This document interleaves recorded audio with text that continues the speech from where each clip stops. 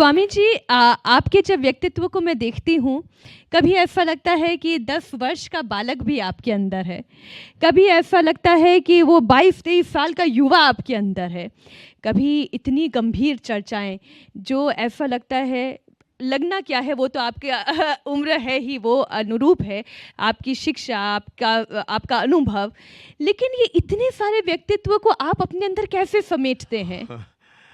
देखो, मैं बच्चे की तरह तो इसलिए रहता हूँ कि मुझ में जो भी ज्ञान है, संवेदनाएं हैं, जो भी सामर्थ्य है, जो भी संसाधन, जो भी सम्मान गुरु भगवत कृपा से मिला, वो मेरा नहीं, सब माता पिता गुरु भगवान का दिया हुआ है। इसलिए मैं उसका अहंकार नहीं करता और इसलिए मैं बच्चे की तरह जीने में विश्वास रखता हूँ, अकिंचन होकर के, और भगवान को सर्वोपरि मानता हूँ। दूसरी बात, बल शौर्य, तो हमारे तो वेद में कहा बलमुपास्व नयमात्म बलहीनेन लभ्यास्मा भूत न सनु, हमारी शरीर वज्र की भांति होनी चाहिए। जब मैं किसी ऐसे चुलबुले बुलबुले थुलथुले पिलपिले ऐसे ऐसे बच्चों को देखता हूँ, मैंने कहा तुम कहाँ से ऋषियों की संतान आ गए, पता नहीं कहाँ से कौन से लोग से अवतरित हो गए तुम। तो देखो, शौर्य होना चाहिए, पराक्रम होना चाहिए, हाँ, जहाँ गंभीरता होनी चाहिए वहाँ गंभीर भी होना चाहिए, और प्रसन्नता। एक दिन आप ही हिसाब किताब लगा करके बता रहे थे कि एक बार जोर से ठेका लगा के हंस लो तो 10 दिन की उम्र बढ़ जाती है। तो मैंने तो अपनी 200 साल की उम्र 200 साल की उम्र तय कर रखी है रे। मैं 100 साल तक जवान रहूंगा, 150 साल में जाकर के थोड़ा बुजुर्ग होऊंगा और तुम्हारी कई पीढ़ियों को तार करके फिर जाऊंगा, संवार के, तार के। तो ये हमारे व्यक्तित्व में होना चाहिए। हम ना, कुछ लोगों को मैंने देखा, थोड़ा सा उम्र बढ़ी, अपने थोड़ा सा पैसा बढ़ा, थोड़ा सा कीर्ति बढ़ी, हमको तो किसी ने जब ये बोला you are now world celebrity, हमको तो पता ही नहीं था सेलिब्रिटी का मतलब क्या। किसी ने कहा हम आपके फैन हैं, फिर मैंने कहा तू फैन नहीं तो तू पूरा लगा पूरा एसी का एसी है। तो माने ये सब चक्करों में ना आदमी को कभी भी बोझिल नहीं होना चाहिए। कुछ लोग ज्ञान के बोझ की तरह दब के मर रहे हैं, कुछ लोग सत्ता और संपत्ति के अहंकार में चूम रहे हैं। अरे तो रावण का अहंकार नहीं टिका तो किस खेत की मूली है मेरे भाई। तो आदमी को एकदम सहज रहना चाहिए, जितनी जिंदगी ये सहजता, मैं सही शब्द पर आना चाह रही थी, एक सहजता और एक समता, समत्व, ये 2 शब्द मैं आपसे समझना चाह रही हूँ, क्योंकि ये केवल शब्द नहीं है, ये जीवन जीने का तरीका है। मैं आपको देखती हूँ कि गंगा के तेज प्रवाह में भी आप इतने उत्साह के साथ कल वाला वीडियो देख लिया आपने? देख रही थी मैं। कल ही मैं 1000 से ज्यादा विद्वानों के साथ सारा शास्त्र पाठ हो रहा था, तो वहां बोली जी आपको दूसरी तरफ जाकर के आरती करनी है।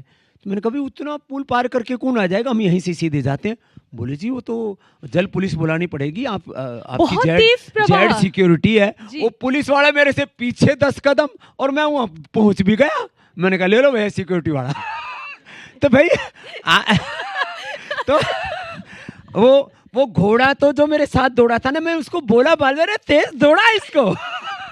तो देखो हमारे भीतर ये साहस होना चाहिए, आत्म विजेता होकर के हम विश्व विजेता बने, लेकिन अपना धीरज कभी ना खोएं, और जो कुछ पाएं सब गुरु भगवान माता पिताओं के चरणों में, बड़ों के चरणों में अर्पित करते जाएं। यही हमारी समर्पण की हमारा सनातन है, ये सत्य सनातन का सार है, निष्कर्ष है।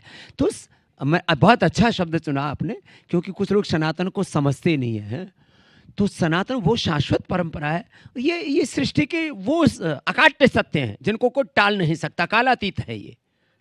These are the universal scientific. तो ऐसे सत्य सनातन का उद्घोष रोज इंडिया टीवी पर होता है, और ये तो एक बीच बीच में आप बड़े उत्सव करते रहते हो, मुझे प्रसन्नता है।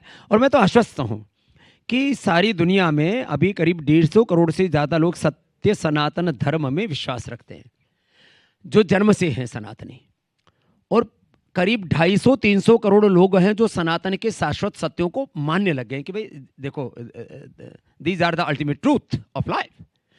और आने वाला समय होगा और हम और आप आंखों से देखेंगे। मैं चाहूँगा कि आप में से बहुत जल्दी कोई स्वर्ग जाने की जल्दी ना करे, थोड़ी देर रहिए यहाँ पर, है ना, थोड़ा अनुलोम विलोम करती रही। एक माली देवी है, अनुलोम विलोम करवाइए इन सब से। करो सब अनुलोम विलोम।